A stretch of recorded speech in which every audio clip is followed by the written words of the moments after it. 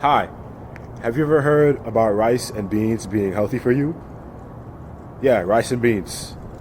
Well, of course they are, but have you also been informed that the paleo diet does not allow these foods to be consumed by those who follow it?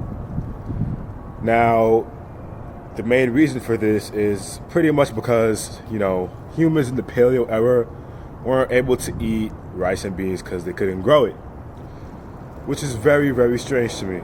And it's for this reason, as well as many others, that I will be trying to convince you that the vegan diet is much, much better in terms of its benefits, as well as its weight loss capacity. Now, I want to go over a few things. First, I want to talk about how the two diets are essentially different in what they offer to the people that follow it and what you're supposed to be eating. Secondly, I want to talk about the main and prevalent shortcomings of the paleo diet, which are very, very convincing towards the vegan diet. Then, finally, I would like to talk about how we should be implementing the vegan diet rather than the paleo diet, and how easy it could be in our everyday lives, and pretty much how we should implement it for the safety of our health and going forward in our future. First off, let's talk about the vegan diet. Now, we know that the vegan diet is vegan. It consists of whole foods, plant-based, no animal products whatsoever, no animal products, which is very much the key towards its health benefits.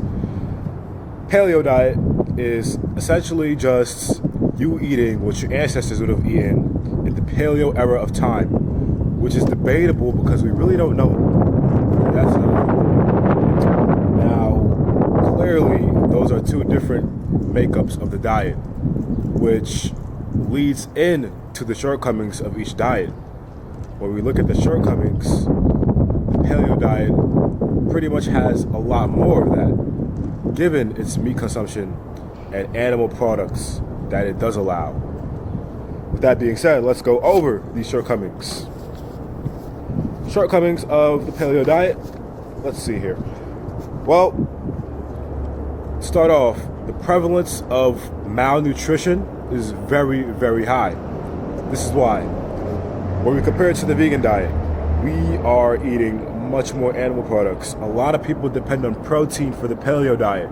Animal products, a bunch of meat, whether it's processed meat, red meat, or even just your grilled chicken. It's healthy, but much less nutrients than if you were to eat fruits and vegetables other than that meat.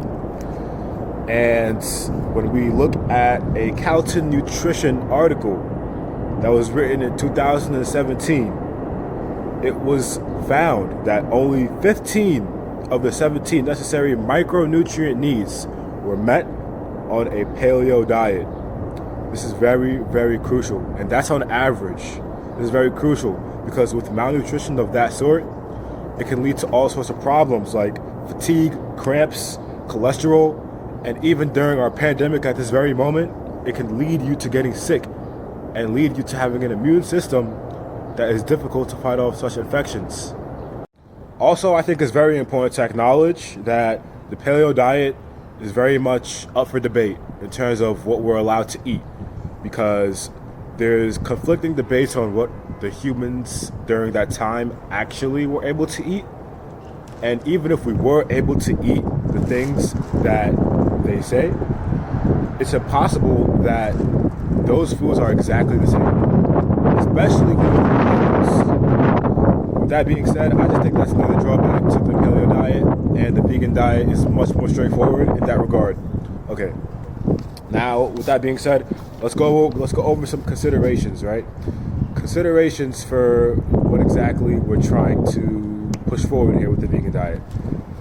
Now, clearly, people eat however they want to, right?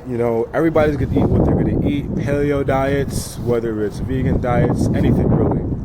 Now, what I'm really trying to stress here is that we acknowledge the fact that the vegan diet has the straightforward nature of eating whole foods, which is pretty much a no-brainer of being healthy. I think that paleo diet, on the other hand, is very much just in the middle of being healthy and unhealthy.